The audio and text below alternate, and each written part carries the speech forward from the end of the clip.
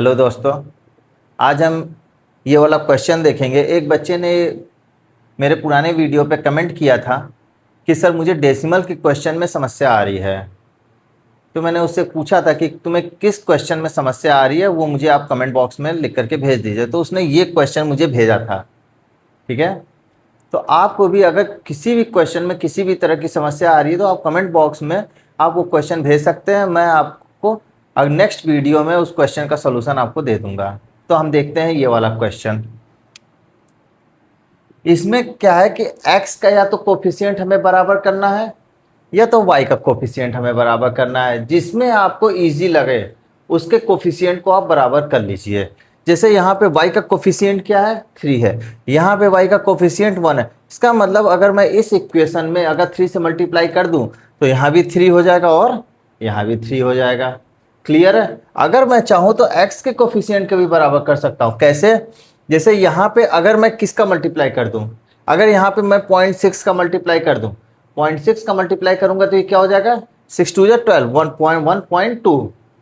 मतलब इस इक्वेशन में अगर मैं 0.6 का मल्टीप्लाई कर दूं तो 1.2 बराबर हो जाएगा।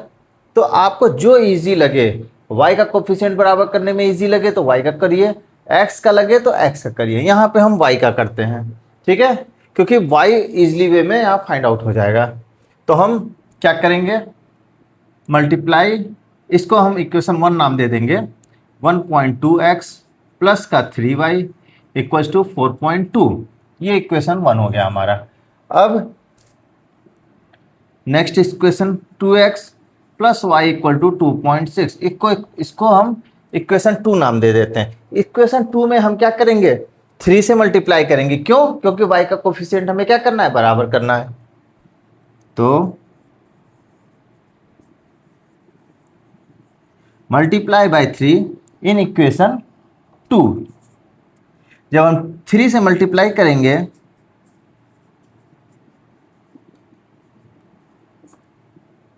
तो क्या हो जाएगा, देखिए 3 2 जा 6x प्लस का 3y इक्वल टू, अब इसका हम 3 से मल्टीप्लाई करेंगे। देखिए 3 6 जा 18, कैरी 1, 3 2 जा 6 1 7।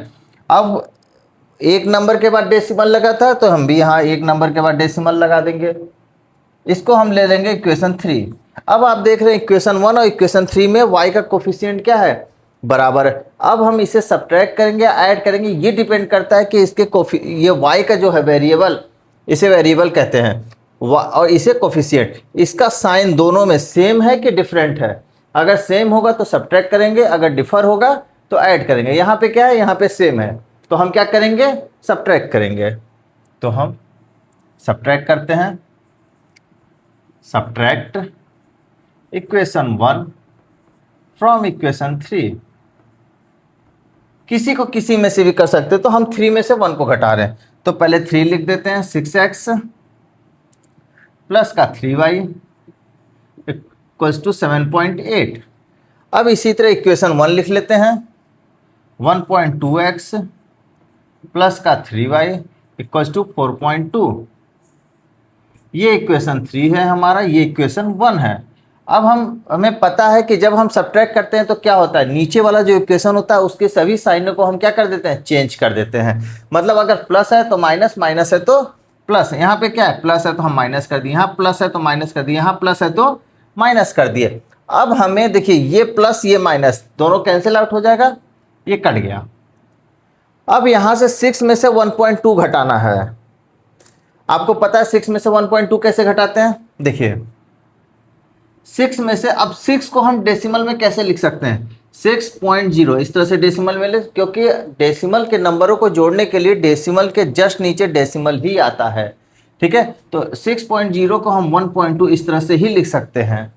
क्लियर है, इसको हम इस तरह से नहीं लिख सकते हैं। क्लियर है, क्योंकि 6 को हम 6.0 ही लिखेंगे और 1.2 डेसिमल के नीचे जस्ट डेसिमल ही आएगा। क्लियर है, तो इसको हमें सब्ट्रैक्ट करना है। तो यहाँ कैरी लेंगे, 10 हो जाएगा, 10 में से 2 गया 8। अब डेसिमल के नीचे ही डेसिमल लगाएंगे, 5 में से 1 गया 4.8। तो अब यहाँ पे क्या आ गया, 4.8 का x इक्वल्स टू, अब इसको भी हम ऐसे ही घटाएंगे, 8 में से 2 गया 6, 7 में से 4 गया 3। 3.6। तो यहाँ से x, अब यहाँ से देख रहे हैं डेसिमल दोनों में है, तो हम इसमें किस नंबर से मल्टीप्लाई कर दें कि डेसिमल हट जाएगा। तो डेसिमल के बाद कितना डिजिट है, 1 डिजिट। तो अगर हम 10 से मल्टीप्लाई करेंगे तो ये 1 डेसिमल आगे हो जाएगा, मतलब इसका वैल्यू क्या हो जाएगा 36। इसमें भी 10 से मल्टीप्लाई करेंगे तो ये क्या हो जाएगा 48। तो हम 10 से ऊपर नीचे मल्टीप्लाई कर देते हैं न्यूमरेटर और डिनोमिनेटर में, तो ये हमारा आ जाएगा 36 में अपॉन 48। क्लियर हुआ, हमने डेसिमल हटा दिया। अब इजली वे में हम काट सकते हैं, किससे, 12 से काट दीजिए, 12 3 जा 36, 12 4 जा 48। तो x की वैल्यू क्या आ गई हमारे पास, 3 अपॉन में 4। इस x की वैल्यू किसी भी इक्वेशन में 1 2 3 किसी भी इक्वेशन में रख करके y की वैल्यू हम निकाल सकते हैं।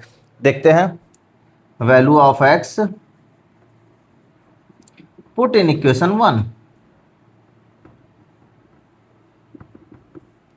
जब इक्वेशन 1 कहाँ, इक्वेशन 1 में रखते हैं हम, तो क्या मिलेगा हमें, 1.2x प्लस का 3y इक्वल्स टू 4.2। अब यहाँ पे x की वैल्यू 3.4 रख दीजिए, और 3/4 रख दीजिए।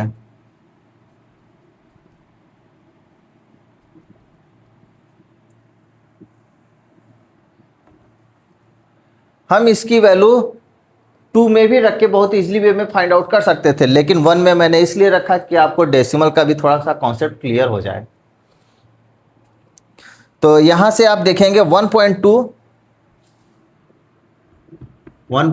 इंटू 3/4 है। तो अब 3 से अगर हम मल्टीप्लाई करें 1.2, पहले 4 से अगर हम डिवाइड करें तो क्या आएगा, 4 3 जा 12 पॉइंट का 3 आएगा। कैसे आएगा ये अच्छा देख लेते हैं हम। 1.2 को अगर हम 4 से डिवाइड करें तो क्या आएगा, डेसिमल हटाने के लिए हमें क्या करना पड़ेगा, 10 से मल्टीप्लाई करना पड़ेगा ऊपर नीचे। यहाँ आ जाएगा 12 अपॉन में 4 इंटू 10। क्लियर है, 4 3 जा 12, क्या आ गया 3 अपॉन में 10, ये क्या आ जाएगा 0.3। क्लियर है,